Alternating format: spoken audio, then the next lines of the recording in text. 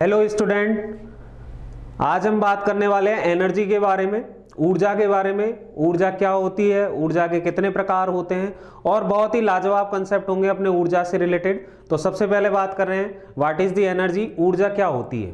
ठीक है, तो ऊर्जा होती है बेटा कार्य करने की क्षमता, कार्य करने की क्षमता को ऊर्जा कहते हैं। कार्य करने की क्षमता को ऊर्जा कहते हैं, है ना। Ability of doing work is called as energy. ठीक है, अब एनर्जी कई प्रकार की होती है। एनर्जी कई प्रकार की होती है। एनर्जी अपनी इलेक्ट्रिक एनर्जी भी हो सकती है, विद्युत ऊर्जा हो सकती है, सोलर एनर्जी यानी कि सोलर ऊर्जा हो सकती है। इसके बाद यांत्रिक ऊर्जा, मैकेनिकल एनर्जी हो सकती है। तो ऊर्जाएं कई प्रकार की होती है, लेकिन हम फिजिक्स में बात करते हैं किसके बारे में, यांत्रिक ऊर्जा के बारे में, यानी कि मैकेनिकल एनर्जी के बारे में। तो हम बात करेंगे बेटा ऊर्जा में किसकी, यांत्रिक ऊर्जा की, कि यांत्रिक ऊर्जा क्या होती है, मैकेनिकल एनर्जी क्या होती है। ठीक है, तो यांत्रिक ऊर्जा बेटा रिलेट करती है किससे, यांत्रिक कार्य से। किससे रिलेट करती है, यांत्रिक कार्य से। ठीक है, यानी मैकेनिकल वर्क से। क्लियर है। देखिए कार्य और ऊर्जा एक दूसरे के समतुल्य होते हैं। ठीक है, इसका मतलब यह है कि कार्य से ऊर्जा उत्पन्न होती है और ऊर्जा से कार्य किया जा सकता है। ठीक है, तो यहां हमने बात कर रहे हैं यांत्रिक कार्य की, मैकेनिकल वर्क की। तो मैकेनिकल वर्क क्या होता है, मैकेनिकल वर्क होता है कि जैसे आप रनिंग करते हो, भागते हो, दौड़ते हो, तो वो एक आपका यांत्रिक कार्य होता है और उससे जो हीट जनरेट होती है वो होती है हमारी यांत्रिक ऊर्जा। ठीक है, अब वो यांत्रिक ऊर्जा आपके दो प्रकार की होती है। कितने प्रकार की होती है, दो प्रकार की। तो यांत्रिक ऊर्जा को क्लासिफाइड करते हैं हम टू टाइप्स में। इसमें फर्स्ट वन होती है आपकी गतिज ऊर्जा। कौन सी, गतिज ऊर्जा, जिसको हम बोलते हैं काइनेटिक एनर्जी। और दूसरी होती है आपकी स्थितिज ऊर्जा, जिसको हम कहते हैं पोटेंशियल एनर्जी।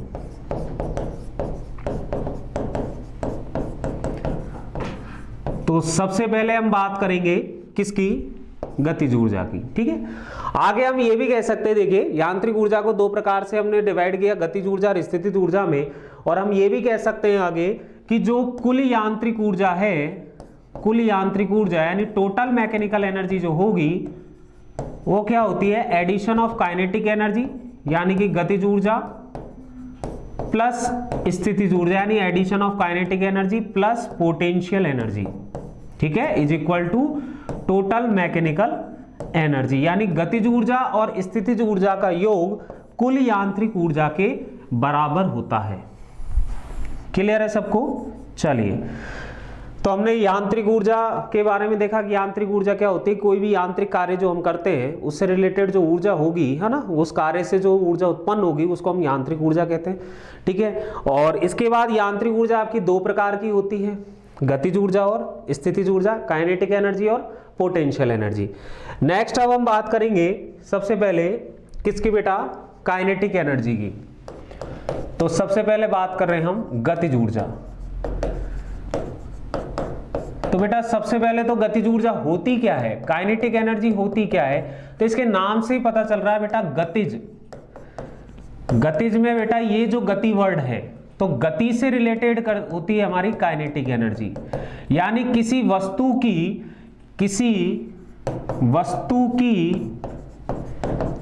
गति के कारण, किसी वस्तु की गति के कारण संचित ऊर्जा, संचित ऊर्जा क्या कहलाती है, गतिज ऊर्जा, गतिज ऊर्जा कहलाती है। Energy due to motion of an object, energy due to motion of an object is called as kinetic energy. गति के कारण जो ऊर्जा उत्पन्न होगी, है ना, उसको कहते हैं हम गतिज ऊर्जा। यहां पर गतिज ऊर्जा के अगर फॉर्मूले की हम बात करेंगे तो गतिज ऊर्जा का फॉर्मूला होता है बेटा हाफ mv²।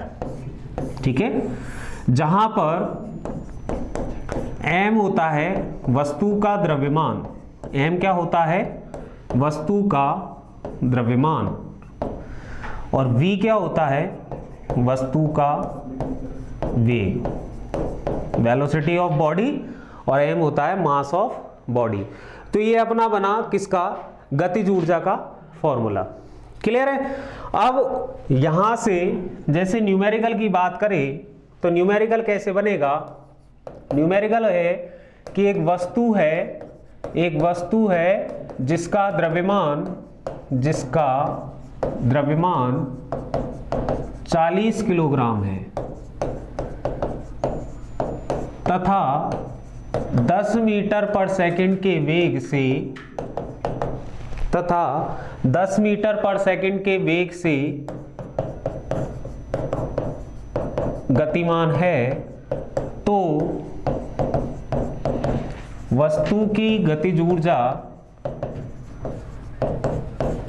क्या होगी। ठीक है, क्वेश्चन क्या है, एक वस्तु है जिसका द्रव्यमान 40 किलोग्राम है, ठीक है, और वो 10 मीटर पर सेकंड के वेग से गतिमान है, तो वस्तु की गतिज ऊर्जा क्या होगी। क्लियर है। तो कैसे कैलकुलेट करेंगे बेटा, यहां हमें गिवन क्या है, गिवन है हमें मास कितना दे रखा है 40 किलोग्राम, वेग कितना दे रखा है 10 मीटर पर सेकंड। अभी हमने काइनेटिक एनर्जी का फॉर्मूला पढ़ा, क्या होता है, हाफ mv², ठीक है, ये होता है। तो kinetic energy is equal to half, m की वैल्यू हो गई 40 यानी 40 और v की वैल्यू हो गई 10, तो स्क्वायर तो 1/2 इंटू 40 इंटू 100, यानी बेटा सॉल्व करने पर कितना आ जाएगा 2000, ठीक है, और जूल, क्या आ जाएगा 2000 जूल, ठीक है, या फिर मैं इसको लिख सकता हूं 2 किलो जूल, ठीक है। अब यदि हम यूनिट की बात करें बेटा एनर्जी में, तो एनर्जी की यूनिट वही होती है जो किसकी होती है, अपनी कार्य की यूनिट की हम बात कर चुके हैं पहले, ठीक है। तो एनर्जी की यूनिट वही होगी जो कार्य की होगी, यानी कि जूल, अर्ग, आप देखिए यूनिट जो वर्क की होती है कौन कौन सी होती है, एक जूल होती है, एक अर्ग होती है, ठीक है। इसके बाद जूल और अर्ग का रिलेशन भी होता है, 1 जूल इज इक्वल टू होता है 10⁷ अर्ग। अगर MKS में यूनिट ऑफ एनर्जी की बात करेंगे तो ऊर्जा के मात्रक क्या होंगे आपके, किलोग्राम इंटू मीटर स्क्वायर पर सेकंड स्क्वायर। CGS में बात करेंगे तो ग्राम इंटू सेंटीमीटर स्क्वायर पर सेकंड स्क्वायर, ठीक है। इसके बाद में यदि ऊर्जा के सबसे बड़े मात्रक की बात करेंगे बेटा, ऊर्जा का सबसे बड़ा मात्रक जो होता है, और ये आपको ध्यान भी रखना है, पूछा भी जाता है, ऊर्जा का जो सबसे बड़ा मात्रक होता है वो किलोवाट घंटा होता है बेटा, kWh से जिसको डिनोट करते हो आप, ठीक है, किलोवाट आवर, ठीक है, ये होता है। ये बहुत ही इंपॉर्टेंट है, ये आपसे पूछा भी जाता है कि ऊर्जा का सबसे बड़ा मात्रक क्या होता है, तो वो होता है किलोवाट घंटा, यानी कि kWh। स्टूडेंट जनरली इसको किसका मात्रक बता देता है, पावर यानी शक्ति का, जो गलत है, ठीक है। आपको ध्यान रखना है, या तो ये ऊर्जा का होता है या कार्य का होता है, ठीक है, दोनों का है। तो यहाँ पर 1 kWh यानी 1 किलोवाट आवर जो होता है बेटा, वो जूल में होता है 3.6 × 10⁶ जूल के बराबर, ठीक है, ये रिलेशन होता है। क्लियर, और ये आपको ध्यान भी रखना है, ठीक है। तो ऊर्जा का सबसे बड़ा मात्रक किलोवाट आवर होता है, ठीक है। इसके बाद आप किलो जूल भी बना सकते हो, 1 किलो जूल इक्वल टू कितना होता है 10⁻³ जूल के, यानी 1000 जूल के। तो ये बात की हमने किसकी बेटा, ये बात की हमने ऊर्जा के मात्रकों की, ठीक है। जूल अर्ग हो गए, 1 जूल में 10⁻7 अर्ग होता है, ये इंपॉर्टेंट रिलेशन है, इसका आप ध्यान रखें। इसके बाद ये MKS में हो गया अपनी, ठीक है, MKS में अपन ने इसकी यूनिट बना ली ऊर्जा की। इसके बाद ये CGS में हो गई अपनी, ठीक है। और सबसे बड़ा जो मात्रक है वो kWh किलोवाट घंटा होता है बेटा, जिसको जूल में कन्वर्ट कर लिया, और यहाँ पर 1 kilo joule equal to 10⁻³ joule एक मात्रक ही हो गया, ठीक है। तो इस टाइप से काइनेटिक एनर्जी पर बेटा न्यूमेरिकल बनता है। अब ये तो वैल्यू के रेस्पेक्ट में हो गया, कई बार लैंग्वेज के रेस्पेक्ट में भी आ जाता है, वो कैसे आ जाता है उसको देखिए आप लोग, ठीक है। तो जैसे क्वेश्चन आया हमारे पास में कि एक नियत द्रव्यमान की वस्तु है, एक नियत द्रव्यमान की वस्तु का वेग दुगुना कर दिया जाए तो वस्तु की गतिज ऊर्जा क्या होगी? कहने का मतलब क्या है कि कोई बॉडी है, उसका मास कांस्टेंट है, ठीक है, द्रव्यमान नियत है, और उसके वेग को यानी वेलोसिटी को मैंने डबल कर दिया, तो अब उसकी काइनेटिक एनर्जी क्या हो जाएगी, है ना, उसकी काइनेटिक एनर्जी क्या हो जाएगी? तो देखिए बड़ा ही आसान क्वेश्चन है, कोई ज़्यादा बड़ी बात नहीं है। हमने पढ़ा फॉर्मूला हाफ mv²। अब यहाँ पर if mass is equal to constant, लिखा हुआ है क्वेश्चन में नियत द्रव्यमान, बेटा लिखा हुआ है द्रव्यमान क्या है, नियत है, कांस्टेंट है, तो if mass is equal to constant then kinetic energy यानी गतिज ऊर्जा इज प्रोपोर्शनल टू v²। ठीक है, गतिज ऊर्जा किसके समानुपाती होगी? वेग के वर्ग के समानुपाती होगी, प्रोपोर्शनल होगी। ठीक है, तो यहां पर जब हम वेग को क्या कर रहे हैं बेटा, दोगुना कर रहे हैं, तो देखिए गतिज ऊर्जा वेग के स्क्वायर के समानुपाती है, तो हमारी गतिज ऊर्जा कितनी हो जाएगी बेटा? 4 गुनी हो जाएगी। कितनी गुनी हो जाएगी? 4 गुनी। बात समझ में आ गई? क्योंकि वेग के स्क्वायर के गए तो यहां पर v की जगह आप 2 रखोगे तो उसका स्क्वायर कितना बेटा? 4, तो काइनेटिक एनर्जी हो जाएगी 4 गुनी। तो इस तरीके से लैंग्वेज के रेस्पेक्ट में दूसरा पैटर्न बनता है अपना काइनेटिक एनर्जी का। ठीक है, चलिए अब हम बात करेंगे किसकी? पोटेंशियल एनर्जी यानी स्थितिज ऊर्जा की। किसकी बात करेंगे बेटा? स्थितिज ऊर्जा, जिसको हम कहते हैं पोटेंशियल एनर्जी। ठीक है, तो देखिए जैसे गतिज ऊर्जा का मैंने बताया कि उसके वर्ड से ही पता चलता है, गतिज ऊर्जा यानी गति के कारण संचित ऊर्जा, है ना, energy due to motion of an object और बॉडी।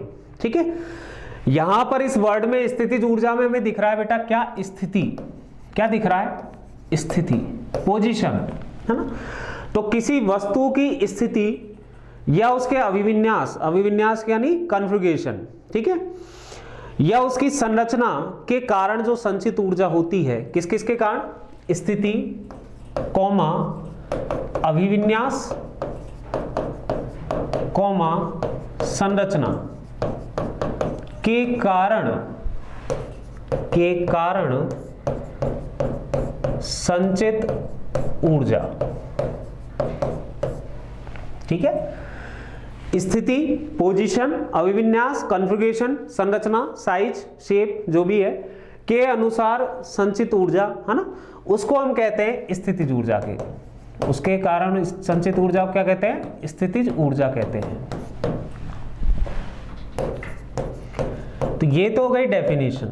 ठीक है, जब भी किसी वस्तु की स्थिति में परिवर्तन होगा या उसका कॉन्फ़िगरेशन चेंज होगा या फिर क्या चेंज होगा बेटे? उसकी साइज चेंज होगी, शेप चेंज होगी, तो उसके कारण क्या होगा भाई? इन सब चीजों को चेंज करने के लिए हमें क्या करना पड़ता? कार्य, है ना, और वो किया गया कार्य जो होगा वो ही स्थितिज ऊर्जा के रूप में संचित हो जाएगा। देखिए पोटेंशियल, जनरली काइनेटिक एनर्जी के बारे में स्टूडेंट को कोई दिक्कत नहीं होती है, लेकिन स्थितिज ऊर्जा पोटेंशियल एनर्जी के बारे में बड़ी दिक्कत होती है। और दिक्कत क्या होती है कि स्थितिज ऊर्जा का कारण क्या है भाई? किसके कारण जनरेट होगी? गतिज ऊर्जा का कारण तो हमें पता है कि गति होती है, मोशन ऑफ एन ऑब्जेक्ट होता है, मोशन ऑफ ए बॉडी होता है। जब भी कोई वस्तु गति करेगी तो उसके कारण उसमें एनर्जी आएगी। हम लोग भाग रहे हैं, है ना, भागने के कारण क्या होता है कि हमारे हीट जनरेट हो जाती है, पसीने आ जाते हैं, पसीने को हीट कहते हैं बेटा, है ना, ऊष्मा कहते हैं। तो हीट जनरेट हो जाती है तो वो हमारी काइनेटिक एनर्जी के रूप में स्टोर होती है। ठीक है, क्यों? हम भाग रहे थे, यांत्रिक कार्य कर रहे थे, ठीक है, तो गति कर रहे थे, तो गति के कारण तो गतिज ऊर्जा हो गई। अब पोजीशन से रिलेटेड बात, अभिविन्यास यानी कॉन्फ़िगरेशन से रिलेटेड बात, ये बच्चे को जनरली समझ में नहीं आती है। तो स्थितिज ऊर्जा का जो मेन कारण है बेटा, वो ध्यान रखना। आप कहीं भी जब स्थितिज ऊर्जा के बारे में पढ़ते हो, पोटेंशियल एनर्जी के बारे में पढ़ते हो, चाहे वो ग्रेविटेशन वाला हो, है ना, चैप्टर आपका गुरुत्वीय स्थितिज ऊर्जा की बात करते हैं, या फिर विद्युत स्थितिज ऊर्जा, इलेक्ट्रिक पोटेंशियल एनर्जी की बात करते हैं, है ना।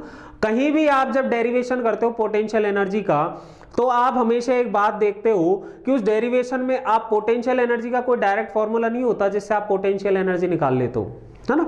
उसमें आप क्या करते हो कि सबसे पहले हम लोग उसमें कार्य निकालते हैं, है ना, कि भाई जैसे गुरुत्वीय स्थितिज ऊर्जा निकालनी है, ग्रेविटेशनल पोटेंशियल एनर्जी कैलकुलेट करनी है, तो मैं क्या करता हूं सबसे पहले कि मैं उस पिंड को लाने में किया गया कार्य निकालता हूं कि गुरुत्वीय क्षेत्र में उस पिंड को लेकर के आएंगे, उस बॉडी को लेकर के आएंगे, तब कितना कार्य करना पड़ेगा ये हम कैलकुलेट करते हैं, और फिर लास्ट में एक लाइन लिख देते हैं कि यह किया गया कार्य ही क्या होता है बेटा, गुरुत्वीय स्थितिज ऊर्जा के रूप में संचित हो जाता है। ऐसी ही बात हम potential energy, electric potential energy, विद्युत स्थितिज ऊर्जा में करते हैं। देखिए होता क्या है, कार्य से ही स्थितिज ऊर्जा को क्यों डिफाइन किया जाता है उसका कारण सुन लीजिए, ठीक है। यदि आपसे स्थितिज ऊर्जा का कारण पूछे बेटा, तो इसका कारण होता है अट्रैक्शन फोर्स। अगर मेन कारण मैं बताऊं ना इसका, तो ये होता है अट्रैक्शन फोर्स। अब वो अट्रैक्शन फोर्स कोई सा भी हो सकता है, चाहे वो आपका ग्रेविटेशनल अट्रैक्शन फोर्स हो, गुरुत्वाकर्षण बल हो, है ना, ठीक है, या फिर वो इलेक्ट्रोस्टैटिक फोर्स हो, यानी विद्युतीय फोर्स हो, है ना, इलेक्ट्रोस्टैटिक फोर्स हो, स्थिर वैद्युत बल हो, है ना, कोई सा भी अट्रैक्शन फोर्स हो सकता है, ठीक है। तो यहां पर होता क्या है कि जैसे गुरुत्वीय स्थितिज ऊर्जा की बात करते हैं कि हम किसी बॉडी को जो है ले जा रहे हैं, पृथ्वी से ऊपर ले जा रहे हैं, ठीक है, तो उस स्थिति पर हमें क्या करना पड़ता है बेटा, गुरुत्वीय बल के विरुद्ध कार्य करना पड़ता है। कहां कार्य करते हैं हम, गुरुत्वीय बल के विरुद्ध। क्यों, जैसे ये पेन है, इस पेन को यदि मुझे ऊपर ले जाना है तो मैं क्या कर रहा हूं, इस पेन को ऊपर ले जाने में गुरुत्वीय बल के विरुद्ध कार्य कर रहा हूं, है ना, क्योंकि जो ग्रेविटेशन फोर्स है वो किस इधर इस पर नीचे की ओर लगेगा, है ना, ये नीचे की ओर जाने की कोशिश रहेगी। अब इसको पेन को यदि मुझे ऊपर ले जाना है तो मुझे इस गुरुत्वीय बल जो है इसके विरुद्ध कार्य करना पड़ेगा, और जब मैं इसके विरुद्ध कार्य करूंगा तो ये किया गया कार्य ही किसके रूप में संचित होगा, स्थितिज ऊर्जा के रूप में संचित होगा, जिसको हम बोल देते हैं गुरुत्वीय स्थितिज ऊर्जा, ठीक है। ऐसे ही जैसे दो आवेश है, दोनों आवेशों में से एक आवेश को आप दूसरे आवेश से दूर ले जा रहे हो, है ना। अब जब उससे दूर ले जाओगे तो उनके बीच में जो अट्रैक्शन लग रहा था, है ना, दोनों अपोजिट नेचर के चार्ज हैं, ठीक है, आवेश है, तो जो उनके बीच में अट्रैक्शन लग रहा था उस अट्रैक्शन के विरुद्ध कार्य करना पड़ेगा। बात समझ में आ रही, तो वो किया गया कार्य उसकी स्थितिज ऊर्जा के रूप में संचित हो जाएगा। क्लियर है। तो यहां पर सीधा सीधा मतलब क्या निकल के आता है कि अट्रैक्शन फोर्स यानी कि आकर्षण बल के कारण स्थितिज ऊर्जा जनरेट होती है हमेशा। यह बात आप ध्यान रखिएगा, ठीक है। जब आप किसी रबर को खींचते हो, है ना, जब आप किसी रबर को खींचते हो, किसी स्प्रिंग को खींचते हो, तो जैसे मैंने स्प्रिंग को खींचा बेटा, ये आपकी स्प्रिंग हो गई, ठीक है। इस पर मैंने बल लगाया और बल लगा करके इस स्प्रिंग को खींचा, तो बेटा क्या होगा, इस स्प्रिंग में मॉलिक्यूल्स होंगे। क्या होंगे? मॉलिक्यूल्स होंगे, है ना, यानी कि अणु होंगे। अब जैसे ही बल लगाऊंगा तो मान लीजिए ये वाला अणु डिस्प्लेस्ड हो गया, विस्थापित हो गया यहां पर, ठीक है। तो मैंने जब इसको खींचा तो मैंने क्या किया बेटा, यहां इन अणुओं के मध्य में जो क्या लग रहा था अपना इंटरमोलिक्यूलर अट्रैक्शन फोर्स यानी अंतराण्विक आकर्षण बल लग रहा था, उसके विरुद्ध कार्य किया है मैंने। किसके विरुद्ध कार्य किया है? इंटरमोलिक्यूलर अट्रैक्शन फोर्स यानी कि अंतराण्विक आकर्षण बल के विरुद्ध मैंने क्या किया? कार्य। क्योंकि ये जब अणु यहां से यहां डिस्प्लेस्ड होगा और इन अणुओं के मध्य में क्या होता है बेटा, अंतराण्विक आकर्षण बल से जुड़े हुए रहते हैं, है ना। तो मुझे ये कार्य जो करूंगा मैं इसको डिस्प्लेस्ड करने में, क्योंकि बल मैंने लगाया और मैंने कह दिया ये डिस्प्लेस्ड हो गई, कहां तक बेटा? यहां तक। इसमें डिस्प्लेसमेंट कितना आ गया बेटा? एस का डिस्प्लेसमेंट आ गया मान लीजिए, ठीक है। तो यहां कार्य कितना किया मैंने? F into S. और ये जो किया गया कार्य ही है ये किसके रूप में संचित होगा?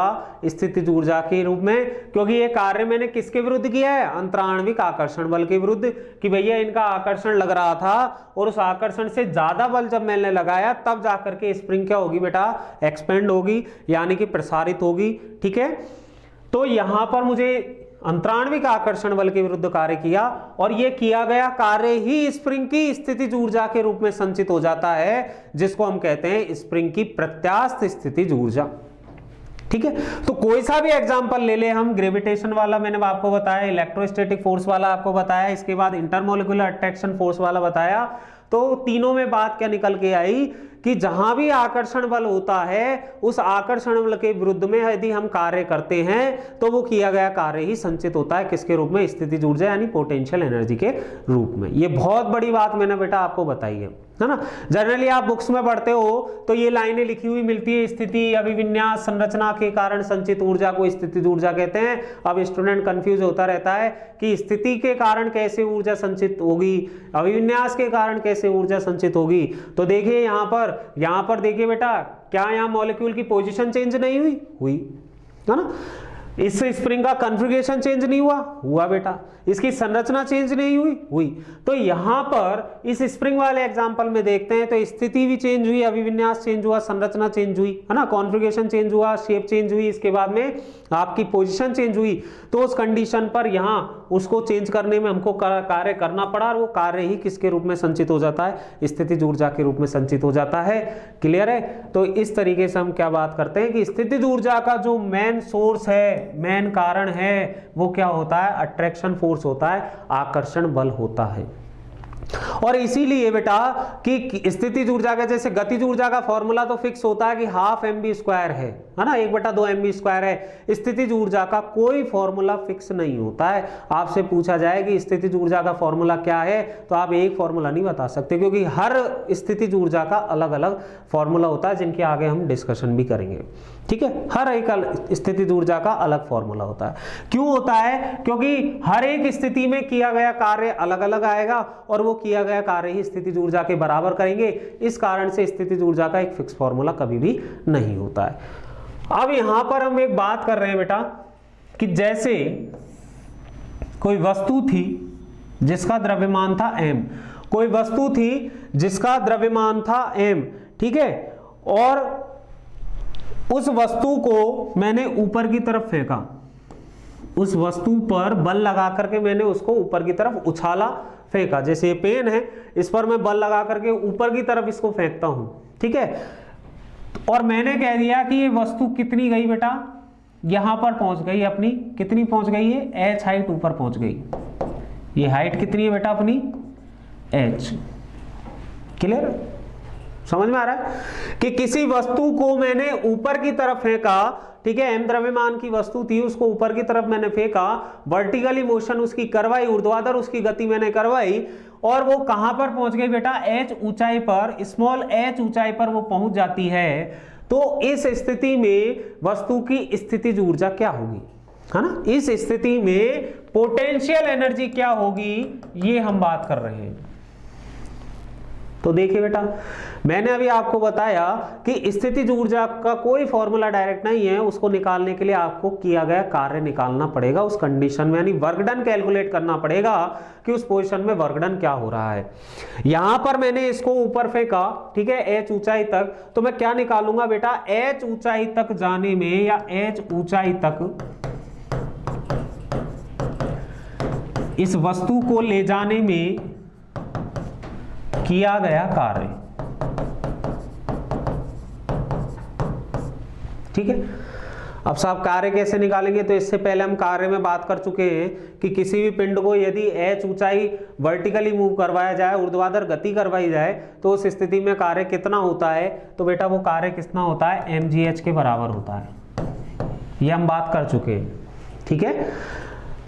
कैसे होता है वो भी मैंने आपको बताया था कि जैसे ये m द्रव्यमान की वस्तु है, इसको मुझे ऊपर फेंकना है बेटा, तो इसका भार बल लगेगा mg नीचे की ओर, है ना, इसका वेट फोर्स mg कहां होगा, नीचे की ओर होगा। तो इस वस्तु को यदि मुझे ऊपर फेंकना है तो न्यूनतम कितना बल मुझे लगाना पड़ेगा बेटा, mg के बराबर। मैंने बात की न्यूनतम की, है ना, minimum force required to vertical motion in this situation is mg। बात समझ में आ रही, ठीक है, कि कम से कम बल mg इसके भार के बराबर मुझे लगाना पड़ेगा तब ये ऊपर जाएगी। वैसे लगाना तो इससे ज्यादा पड़ेगा, लेकिन मैं बात कर रहा हूं न्यूनतम बल की, है ना। अब ज्यादा तो कुछ भी हो सकता है, mg से ज्यादा तो कुछ भी हो सकता है, लेकिन न्यूनतम मिनिमम तो कितना लगाना पड़ेगा मुझे, mg। तो यहां पर फोर्स तो कितना हो गया बेटा, फोर्स हो गया हमारा mg, और फोर्स भी क्या, मिनिमम, ठीक है। और मैंने कह दिया कि ये वस्तु h ऊंचाई पर जाती है। कहां जाती है बेटा? h ऊंचाई पर जाती है। तो यहां पर डिस्प्लेसमेंट यानी कि विस्थापन कितना हो गया बेटा हमारा? हाइट के बराबर यानी h। अब वर्क का फॉर्मूला क्या होता है बेटा? Force into displacement. क्या होता है? फोर्स इंटू डिस्प्लेसमेंट, बल इंटू विस्थापन। फोर्स इंटू डिस्प्लेसमेंट यानी बल इंटू विस्थापन। तो W इज इक्वल टू क्या आ जाएगा? फोर्स की जगह तो mg बेटा और डिस्प्लेसमेंट की जगह h। तो इस तरीके से यदि किसी वस्तु को h ऊंचाई तक ऊपर जो है फेंका जाए तो उस स्थिति में कितना कार्य किया जाएगा? mgh। बात समझ में आई? ये इस तरीके से आता है। क्लियर है सबको? अब मैंने क्या कहा कि यहां पर जब ये वस्तु h ऊंचाई पर जाएगी, m द्रव्यमान की वस्तु h ऊंचाई पर जाएगी, तो इस वस्तु को कार्य करना पड़ेगा। किसके विरुद्ध कार्य करना पड़ेगा बेटा? गुरुत्वीय बल, ग्रेविटेशन फोर्स के। क्यों? कि ये पेन यदि ऊपर जाएगा तो नीचे की तरफ इस पर क्या लग रहा है बेटा? ग्रेविटेशनल फोर्स लग रहा है, गुरुत्वाकर्षण बल लग रहा है। तो इसको ऊपर ले जाना है तो मुझे गुरुत्वाकर्षण बल के विरुद्ध, अगेंस्ट द ग्रेविटेशनल फोर्स क्या करना पड़ेगा? वर्क करना पड़ेगा, कार्य करना पड़ेगा। और वो किया गया कार्य किसके रूप में संचित हो जाएगा बेटा? किसके रूप में संचित हो जाएगा? स्थितिज ऊर्जा के रूप में। तो यहां पर बेटा जो स्थितिज ऊर्जा होगी, पोटेंशियल एनर्जी, वो भी कितनी आ जाएगी? mgh। बात समझ में आ गई? तो यदि कोई आपसे पूछता है कि m द्रव्यमान की वस्तु को h ऊंचाई तक ले जाने में वस्तु में संचित स्थितिज ऊर्जा कितनी होगी, तो आपका आंसर होगा बेटा mgh। और यांत्रिक स्थितिज ऊर्जा का फॉर्मूला भी हम यही काम में लेते हैं, क्योंकि ये मैंने बताया कि ये जो मूवमेंट से रिलेटेड होता है, ये यांत्रिक कार्य होता है हमारा, ठीक है, यानी मैकेनिकल वर्क होता है। तो इससे रिलेटेड ऊर्जा यांत्रिक स्थितिज ऊर्जा होगी। तो यहां पर इस चैप्टर के अधीन हम यांत्रिक स्थितिज ऊर्जा का फॉर्मूला लेते हैं बेटा mgh। क्यों लेते हैं वो मैंने सारा आपको एक्सप्लेन कर दिया। क्यों वर्क के इक्वल स्थितिज ऊर्जा करते हैं, पोटेंशियल एनर्जी करते हैं, वो भी आपको सारा बता दिया गया है। तो पोटेंशियल एनर्जी क्या होती है बेटा? mgh होती है। अगर हम गुरुत्वीय स्थितिज ऊर्जा की बात करेंगे तो उसका फॉर्मूला अलग होगा, विद्युत स्थितिज ऊर्जा की बात करेंगे तो उसका फॉर्मूला अलग होगा, प्रत्यास्थ स्थितिज ऊर्जा की बात करेंगे तो उसका अलग होगा। क्योंकि यहाँ कार्य से स्थितिज ऊर्जा निकाली जाती है, हर एक अलग सिचुएशन में वर्क डन अलग अलग होता है, तो उस स्थिति में स्थितिज ऊर्जा भी अलग अलग होगी, कोई एक फिक्स फॉर्मूला नहीं होगा। ये जो फॉर्मूला हम पढ़ते हैं mgh, ये किसका होता है? पोटेंशियल एनर्जी यानी मैकेनिकल पोटेंशियल एनर्जी, यांत्रिक स्थितिज ऊर्जा का होता है। बात समझ में आ गई? चलिए आगे बढ़ते हैं। इसके बाद में बेटा एक न्यूमेरिकल कर लेते हैं। जैसे क्वेश्चन कैसे पूछा जाता है कि एक 10 किलोग्राम की वस्तु है, एक 10 किलोग्राम की वस्तु को 10 मीटर की ऊंचाई तक ले जाने में संचित स्थितिज ऊर्जा क्या होगी? बात समझ में आ गई? ठीक है। तो यहां पर देखिए बेटा, गिवन क्या है? हमें गिवन है m की वैल्यू 10 kg, h की वैल्यू 10 मीटर, ठीक है। अब अभी हमने पढ़ा है कि 10 मीटर ऊंचाई तक ले जाएंगे तो किया गया कार्य कितना होगा? mgh। और वो किसके बराबर होगा? पोटेंशियल एनर्जी के। तो यहाँ पर स्थितिज ऊर्जा पोटेंशियल एनर्जी इक्वल टू होता है mgh। तो potential energy is equal to m की वैल्यू 10, g की वैल्यू भी 9.8 ले बेटा अपन, ठीक है। एग्जैक्ट वैल्यू g की क्या होती है? एग्जैक्ट वैल्यू g की होती है 9.81 मीटर पर सेकेंड स्क्वायर, ठीक है, ये वैल्यू होती है। तो 9.8 इंटू h की वैल्यू कितनी होती? 10। तो पोटेंशियल एनर्जी कितनी आ जाएगी बेटा हमारी? 980 जूल। क्लियर? तो इस तरीके से इस टाइप के न्यूमेरिकल आप कर सकते हो। किस पर? पोटेंशियल एनर्जी पर। क्लियर है? इसके बाद आगे बढ़ते हैं बेटा। इसके बाद में आपको कंसेप्ट ध्यान रखना है, ठीक है। क्या ध्यान रखना है? कि किसी भी पिंड को स्वतंत्रता पूर्वक गिराया जाए तो गति के प्रत्येक बिंदु पर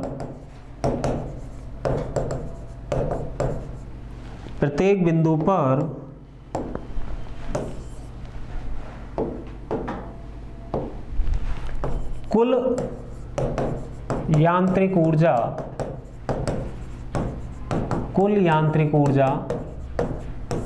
नियत होती है, कुल यांत्रिक ऊर्जा नियत होती है। ठीक है, कहने का मतलब ये है, सबसे पहले तो यहां पर एक बात समझनी है आपको कि किसी भी वस्तु की स्वतंत्रता पूर्वक गति यानी फ्रीली फॉल मूवमेंट जो होती है वो कैसे होती है। जैसे ये पेन है बेटा, इस पेन पर अभी मैंने फिंगर से यानी अपनी उंगलियों से एक एक्सटर्नल फोर्स यानी कि भार बल लगा रखा है। ठीक है, यदि मैं इस पेन पर लगने वाले सभी भार बलों को, है ना, एक्सटर्नल फोर्स जो भी इस पर लग रहे हैं उन सभी बलों को मैं क्या कर दूं, हटा दूं बेटा, रिमूव कर दूं, तो उसके बाद में ये पेन क्या होगा बेटा, अंडर द ग्रेविटेशनल फोर्स यानी गुरुत्वाकर्षण बल के विरुद्ध क्या करेगा, गति करेगा। किसी भी वस्तु पर लगने वाले सभी भार बलों को हटा लेने के पश्चात वस्तु केवल गुरुत्वाकर्षण बल के अधीन गति करती है, ग्रेविटेशनल फोर्स के अधीन गति करती है, और इस गति को ही वस्तु की स्वतंत्रता पूर्वक गति यानी कि मुक्त रूप से गति, है ना, फ्रीली फॉल मूवमेंट जो है वो कहते हैं। बात क्लियर है सबको। तो जब भी गुरुत्व के अधीन गति होती है वस्तु की, जिस पर आपने सारे एक्सटर्नल फोर्स हटा दिए, रिमूव कर दिए, जीरो कर दिए, उस स्थिति के बाद जो वस्तु की गति होती है वो स्वतंत्रता पूर्वक होती है। तो जैसे यहां से मैंने किसी वस्तु को बेटा, m द्रव्यमान की वस्तु थी, इसको मैंने छोड़ा, ये कैसे गति कर रही है, अंडर दी ग्रेविटी गति कर रही है, गुरुत्व के अधीन गति कर रही है, तो इसका गुरुत्वीय त्वरण केवल g होगा, क्योंकि एक्सटर्नल फोर्स तो कोई है ही नहीं। बात समझ में आ गई। तो जैसे ये यहां से गति करती हुई ये अपना बिंदु A हो गया, इसके बाद एक बिंदु अपन बीच में मान लेते B, और लास्ट में यहां पर ये अपना प्लेन हो गया, धरातल हो गया बेटा। ठीक है, इस पे एक बिंदु मान लेते हैं अपन C। तो इन तीनों बिंदुओं पर A, B और C पर यदि मैं क्या निकालता हूं बेटा, मैं निकालता हूं टोटल एनर्जी, है ना, कुल यांत्रिक ऊर्जा यदि मैं निकालता हूं तो वो क्या आएगी, कांस्टेंट, यानी जितनी बिंदु A पर होगी उतनी ही बिंदु B पर होगी, उतनी ही बिंदु C पर होगी। अब इसका कारण क्या है वो देखिए। ठीक है, ये कंसेप्ट तो ये हो गया, है ना। यहाँ इस बिंदु पर A, B और C तीनों ही बिंदु पर कुल यांत्रिक ऊर्जा क्या रहेगी, नियत रहेगी, संरक्षित रहेगी। तो मैंने लिखा था कि किसी भी पिंड को स्वतंत्रता पूर्वक गिराया जाए तो गति के प्रत्येक बिंदु पर कुल यांत्रिक ऊर्जा नियत होती है। बहुत इंपॉर्टेंट कंसेप्ट है, आप ध्यान रखिएगा। कैसे होती है वो देखिए कि बेटा, टोटल एनर्जी जो है वो kinetic energy plus potential energy का एडिशन यानी कि योग होती है। ठीक है, अब E कांस्टेंट कब रहेगा बेटा, कुल यांत्रिक ऊर्जा कब नियत होगी, मान लीजिए जितना गतिज ऊर्जा में परिवर्तन हो रहा है उतना ही परिवर्तन किसमें हो, पोटेंशियल एनर्जी में हो तथा विपरीत प्रकार का हो, तब जाके कुल ऊर्जा नियत रहेगी। अब समझ में नहीं आया कि विपरीत प्रकार का क्या हो। एग्जाम्पल के तौर पर कि जैसे मान लीजिए काइनेटिक एनर्जी घट रही है ना, तो पोटेंशियल एनर्जी क्या होनी चाहिए बेटा, उतनी ही बढ़नी चाहिए। जितनी काइनेटिक एनर्जी घट रही है उतनी ही पोटेंशियल एनर्जी यदि बढ़ जाएगी तो दोनों का एडिशन क्या होगा बेटा, बराबर आएगा। दिमाग ज्यादा लगाने की जरूरत नहीं है बेटा। जैसे 3 + 2 हम कर रहे हैं तो 5 आता है। अब दोनों का एडिशन यदि 5 आए, है ना, इनमें मैं चेंज करूं तो मैं क्या करूंगा कि 3 में यदि 1 की कमी करके 2 होगा तो 2 में 1 की वृद्धि हो जानी चाहिए, यानी ये कितना हो जाना चाहिए, 3 हो जाना चाहिए, तभी तो ओवरऑल इनका एडिशन क्या होगा, समान रहेगा। ये तो जनरल सी मैथमेटिक्स आप भी जानते हो। ठीक है, तो जितना परिवर्तन गतिज ऊर्जा में हो रहा है उतना ही परिवर्तन किसमें होना चाहिए, पोटेंशियल एनर्जी में होगा। कि जैसे गतिज ऊर्जा जितनी घट रही है उतनी वृद्धि किसमें होनी चाहिए, स्थितिज ऊर्जा में होनी चाहिए। तो कुल यांत्रिक ऊर्जा क्या रहेगी, नियत। अब देखिए इसी पॉइंट में यहां भी ध्यान रखना कि बिंदु C पर यदि मैं गतिज ऊर्जा और स्थितिज ऊर्जा की बात करूंगा, है ना, तो बेटा यहां पर पोटेंशियल एनर्जी तो क्या होगी, 0 बिंदु C पर, है ना, और काइनेटिक एनर्जी क्या होगी बेटा, मैक्सिमम। यदि बिंदु A पर मैं बात करूं तो बिंदु A पर पोटेंशियल एनर्जी क्या होगी, मैक्सिमम होगी बेटा, अधिकतम होगी, और गतिज ऊर्जा क्या होगी बेटा, 0, है ना। जैसे ये पेन है बेटा, इसको मैं जब छोड़ूंगा तो अभी यहां पर जैसे धरातल से इसकी h ऊंचाई है, तो यहां पर जैसे आप मान लीजिए कि हाइट कितनी है h, तो बिंदु A पर यदि मैं स्थितिज ऊर्जा निकालूंगा, potential energy at point A is equal to कितना होगा बेटा mgh, और गतिज ऊर्जा क्या होगी बेटा 0, क्योंकि इनिशियल वेलोसिटी कोई दी नहीं है मैंने अभी, ठीक है, अभी स्थिर अवस्था में है, तो गतिज ऊर्जा क्या होगी 0। क्लियर है। अब इसके बाद जैसे ही मैं इसको छोड़ूंगा वैसे वैसे क्या होगा बेटा, h का मान घटेगा, h का मान क्या होगा कम, तो बिंदु B पर h का मान क्या हो जाएगा बेटा कम। तो धीरे धीरे जैसे जैसे पिंड नीचे की ओर गति करेगा तो पोटेंशियल एनर्जी तो क्या होगी, घटेगी, क्योंकि अभी हमने देखा था फॉर्मूला पोटेंशियल एनर्जी स्थितिज ऊर्जा का mgh होता है, तो जब h का मान घटेगा तो स्थितिज ऊर्जा भी घटेगी। बात समझ में आ गई। तो जैसे जैसे पिंड नीचे की ओर आएगा पोटेंशियल एनर्जी तो क्या होगी बेटा घटेगी, और गतिज ऊर्जा क्या होगी बढ़ेगी। क्यों बढ़ेगी, क्योंकि जैसे जैसे पिंड नीचे की तरफ आएगा उसका वेग लगातार बढ़ता चला जाएगा। बात समझ में आ गई। तो यहां पर गतिज ऊर्जा क्या होगी बढ़ेगी, तो जितनी पोटेंशियल एनर्जी घट रही है उतनी गतिज ऊर्जा बढ़ रही है, तो कुल यांत्रिक ऊर्जा क्या रहेगी नियत। इसके बाद बेटा धरातल पर टकराने से पूर्व, धरातल पर टकराने से पूर्व क्या होगा बेटा कि काइनेटिक एनर्जी तो क्या होगी अधिकतम होगी, क्या होगी अधिकतम होगी, और पोटेंशियल एनर्जी क्या होगी बेटा न्यूनतम, या कह सकते हैं 0 के बराबर, क्योंकि जब धरातल पे आ जाएगा पिंड तो h का मान 0 हो जाएगा, तो स्थितिज ऊर्जा का मान भी क्या हो जाएगा बेटा 0।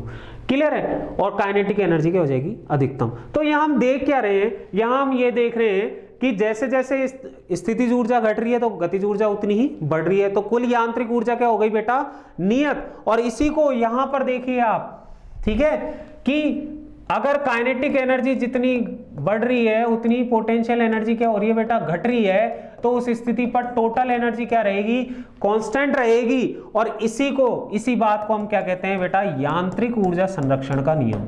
क्या कहते हैं बेटा यांत्रिक ऊर्जा संरक्षण का नियम। तो इसका मतलब क्या निकल के आया, इसका मतलब ये निकल के आया कि जब भी किसी वस्तु की फ्रीली फॉल मूवमेंट होती है, स्वतंत्रता पूर्वक गति होती है, उस स्थिति पर उसकी कुल यांत्रिक ऊर्जा नियत रहती है। इसका मतलब वो यांत्रिक ऊर्जा संरक्षण नियम का पालन करती है। तो यहां हमने बात यांत्रिक ऊर्जा संरक्षण नियम की भी की, और कैसे यांत्रिक ऊर्जा संरक्षित रहते हैं उसकी भी बात की। ठीक है।